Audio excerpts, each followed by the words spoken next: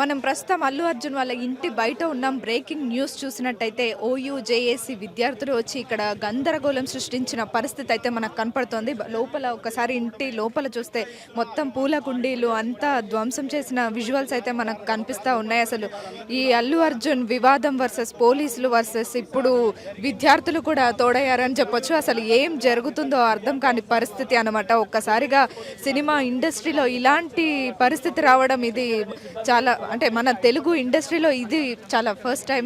Pushpa cinema చాలా hit అయింది, 1500 కోట్లకు పైగా కలెక్ట్ చేసిందని ఆనందం ఓవైపు అయితే, ప్రస్తుతానికి ఈ ఇంట్లో దాడులు చూస్తుంటే మాత్రం అసలు ఇది బాధాకరం అని చెప్పొచ్చా, లేదంటే అటువైపు పేదవాళ్ళకి బాధాకరం అని చెప్పొచ్చు. అసలు ఏం చెప్పాలో అర్థం కాని పరిస్థితి అనమాట. ఇంట్లో అయితే అల్లు అర్జున్ గారు లేరని ఇన్ఫర్మేషన్ అయితే మనకు తెలుస్తుంది. ఓన్లీ అల్లు స్నేహారెడ్డి గారు ఉన్నారన్నట్టు మనకు తెలుస్తుంది.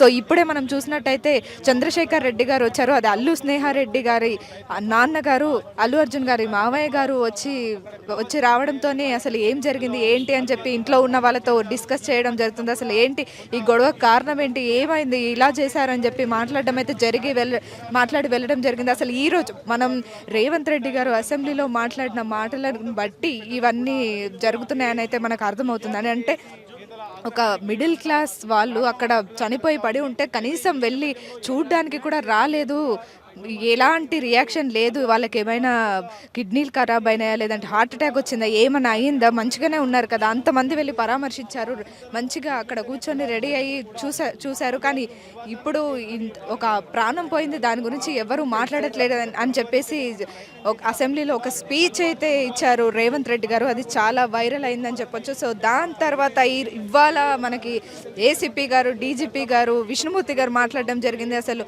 మీరు ఎలాంటి సినిమాలు తీస్తున్నారు, ఎలాంటి మెసేజ్ ఇస్తున్నారు, అసలు అంటే మంచి సినిమాలైనా ఇస్తున్నారా అని అనుకుంటే అది కూడా కాదు.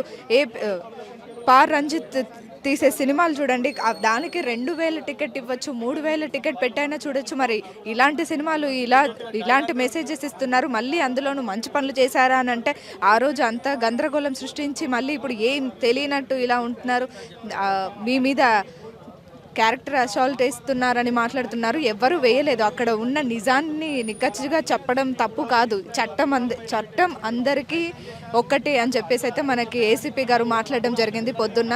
సో అదే సిచ్యువేషన్ ఓకే, కొంచెం మళ్ళీ ఎటు వెళ్తుందో అని దారితీస్తుందో అని భయంతోనే బతుకుతూ ఉంటూ వస్తుంటే ఇప్పుడు మళ్ళీ జేఏసీ విద్యార్థులు, ఓయూ విద్యార్థులు వచ్చి ఇంట్లో దాడి చేయడం అనేది నిజంగా అసలు ఎవ్వరూ ఊహించని పరిణామం అన్నమాట. ఒకసారి ఇంటి పరిస్థితి చూస్తే అర్థమవుతుంది. రాళ్ళు వేశారు, మొత్తం ఇక్కడ నుంచి పైకి వెళ్ళి మొత్తం లోపలికి వెళ్ళి పూల కుండీలు మొత్తం పగలగొట్టారు. అక్కడ ఉండే చిన్న ఫౌంటైన్ కూడా, దాన్ని కూడా మొత్తం ధ్వంసం చేశారు. ఆ టైంలో అల్లు అర్జున్ గారు ఇంట్లో లేరంట, ఓన్లీ ఇంట్లోని ఆడవాళ్ళు మాత్రమే ఉన్నారని అయితే మనకైతే ఇన్ఫర్మేషన్ వచ్చింది. సో ప్రస్తుతానికైతే ఇది ఇక్కడ అప్డేట్. మరి ఇంకా ఏమేమి అప్డేట్స్ వస్తాయి, మరి ఎవరు రియాక్ట్ అవుతారు, ఎవరు ఎలా రియాక్ట్ అవుతారు, మరి దీనికి ఏమంటారు జనాలు, ఏమంటారు కామన్ మ్యాన్స్, ఏమంటారు పొలిటికల్గా ఇది ఎంతవరకు దారి తీస్తుంది, ఇది ఇక్కడితోనే ఆగుతుందా ఇంకా ముందుకు వెళ్తుందా అనేది అయితే మనం వెయిట్ చేసి చూడాలి.